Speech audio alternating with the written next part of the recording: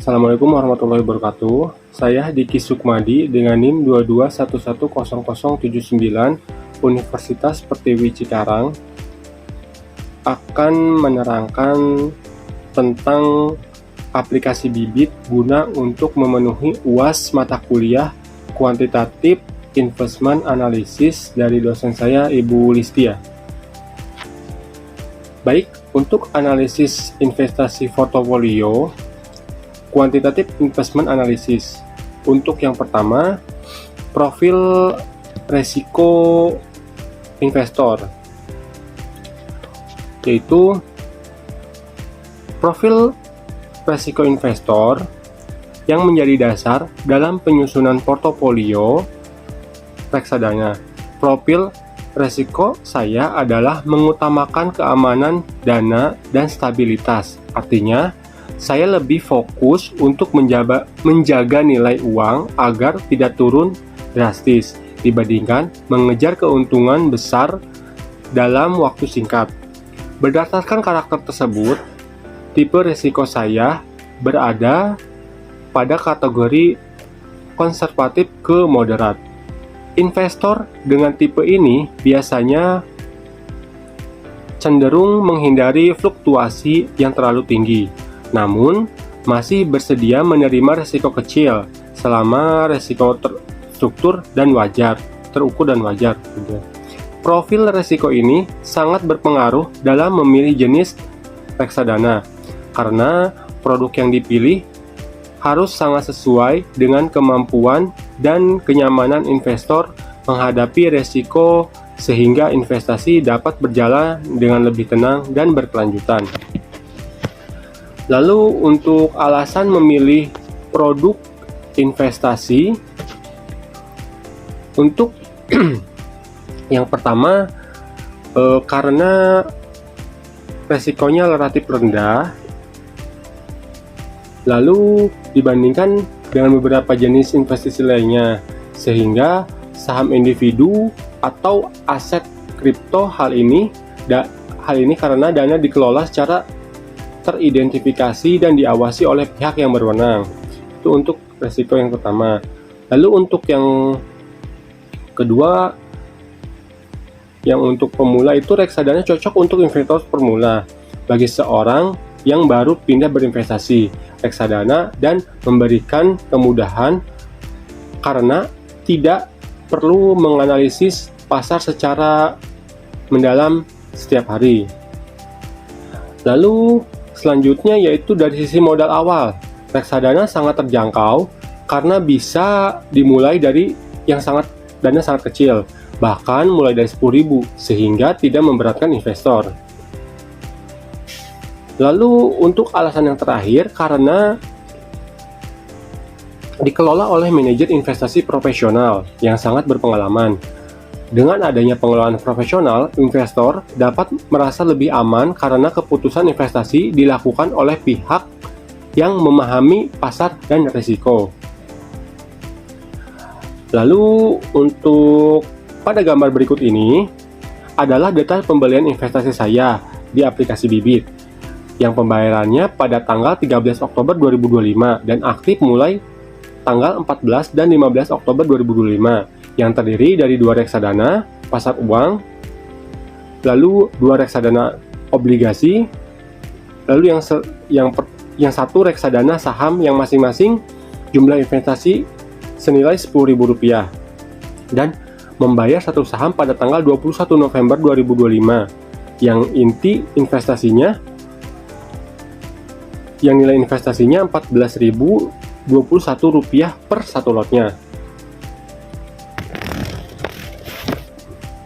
Lalu untuk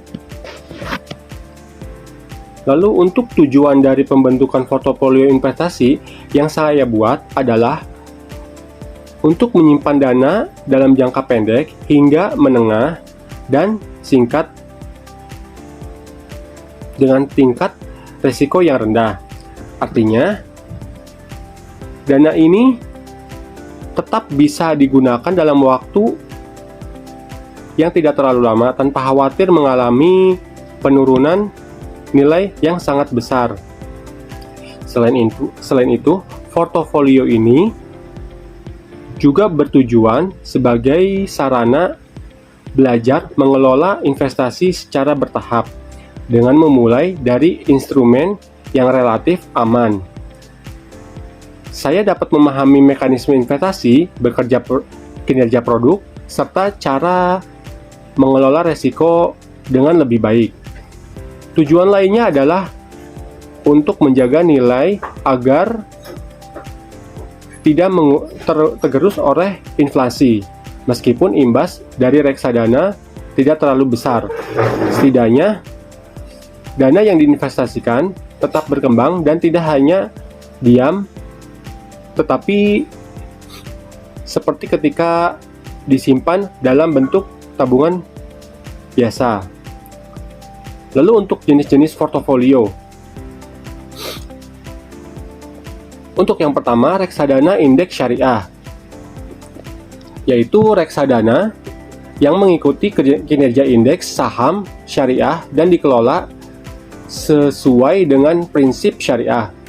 Produk ini dinilai untuk menertibkan diversifikasi sekaligus tetap memenuhi peraturan syariah. Lalu untuk yang kedua, reksadana pasar uang.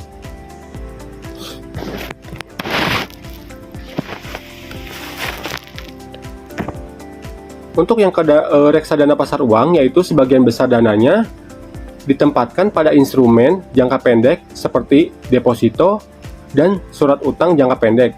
Reksadana ini memiliki risiko yang sangat rendah dan cocok untuk menjaga kestabilan dana.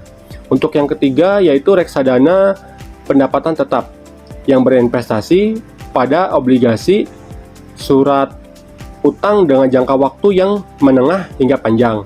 Produk ini memberikan potensi return yang lebih tinggi dibandingkan pasar uang, namun resiko yang masih relatif terkontrol.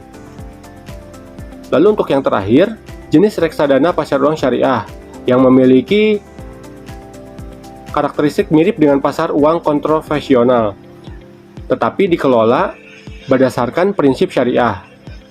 Produk ini dipilih untuk menambah variasi portofolio dengan tetap menjaga tingkat keamanan investasi. Lalu untuk selanjutnya, analisis teknikal. Analisis teknikal yang digunakan dalam memilih produk reksadana berbeda-beda dengan saham yang pergerakannya bisa naik turun tajam. Analisis teknikal pada reksadana lebih difokuskan pergerakan nilai aktiva bersih atau NAB. Melihat apakah NAB dari produk reksadana tersebut cenderung stabil, meningkat secara bertahap, atau justru sering mengalami penurunan. Produk reksadana yang saya pilih menunjukkan pergerakan NAB yang relatif stabil dan tidak mengalami fluktuasi yang ekstrim. Hal ini sesuai dengan profil risiko saya yang konservatif ke moderat. Dengan melihat pada pergerakan NAB ini, saya dapat menilai bahwa produk memiliki kinerja yang cukup konsisten dan cocok digunakan sebagai bagian dari portofolio investasi jangka pendek hingga menengah. Lalu untuk selanjutnya, analisis fundamental. Dari sisi fundamental, hal utama yang saya perhatikan adalah jenis aset yang dikelola, reputasi manajer investasi, serta kebijakan investasi. Ketiga hal ini penting karena sangat berpengaruh terhadap tingkat resiko dan kinerja reksadana pada produk reksadana pasar uang, dan tetap yang saya pilih sebagian besar dananya ditempatkan pada deposito dan obligasi. Instrumen-instrumen tersebut memiliki risiko yang lebih rendah dibandingkan saham, sehingga lebih sesuai dengan tujuan portofolio yang mengutamakan keamanan. Selain itu, pemilihan manajer investasi yang memiliki rekam jejak dan pengalaman yang baik juga menjadi pertimbangan penting. karena pengelolaan dana dan profesional dapat membantu menjaga stabilitas dan konsistensi hasil investasi. Lalu untuk retur dan resiko portofolio. Retur dan resiko dari portofolio investasi yang telah disusun. Dari sisi retur, reksadana pasar uang memberikan imbal hasil yang relatif kecil, namun stabil dan konsisten. Produk ini lebih difokuskan untuk menjaga keamanan dana daripada mengejar keuntungan yang tinggi. Sementara itu, reksadana pendapatan tetap memberikan potensi return yang sedikit lebih tinggi dibandingkan pasar uang. Meskipun resikonya juga lebih besar, fluktuasinya masih tergolong wajar dan tetap bisa dikendalikan.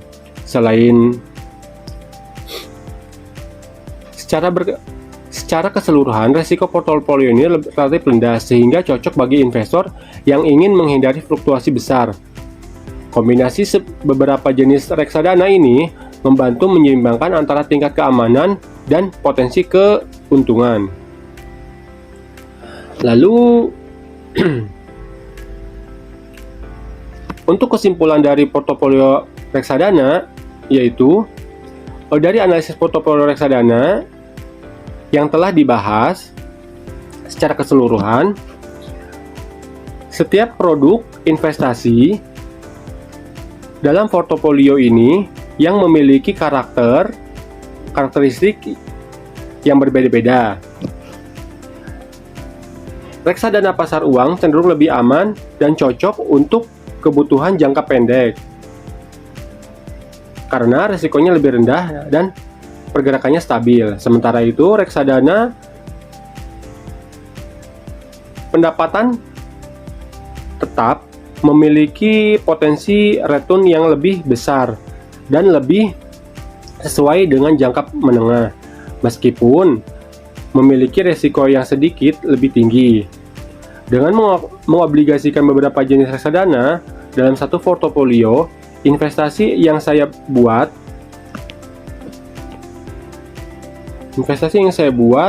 menjadi lebih seimbang antara keamanan dan keuntungan. Diversifikasi ini membantu mengurangi resiko sekaligus tetap memberikan peluang pertumbuhan nilai investasi. Baik, melalui presentasi ini menganalisis portofolio reksadana mulai dari profil resiko investor, alasan memilih reksadana, tujuan investasi, jenis portofolio hingga analisis return dan risiko secara keseluruhan.